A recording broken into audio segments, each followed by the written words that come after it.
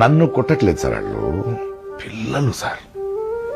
And mall nutrition sir. ఆ పిల్లలు పేద పిల్లలు ఇలా ఉన్నారు సార్. నన్ను ఆ జుంగిం లేదాళ్ళు, కై చెయ్యి ఇరిగిపోయి తల ఒడిగిపోయి. ప్లస్ వాళ్ళు ఏ ఊర్లో ఉన్నారు, హర్యానా ఎక్కడెక్కడి నుంచో వచ్చారు, వాళ్ళు ఊరు కాదు ఢిల్లీ.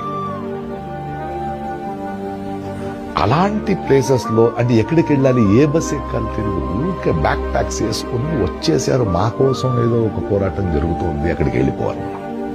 అలాంటి ప్లేస్ లో ఏ రస్తా నుంచి పారిపోవాలో తెలియదు. పోలీసులు వస్తాయి. పిల్లల్ని చూసి ఒక్కసారి అంటే నా decision to fight stronger he's become more.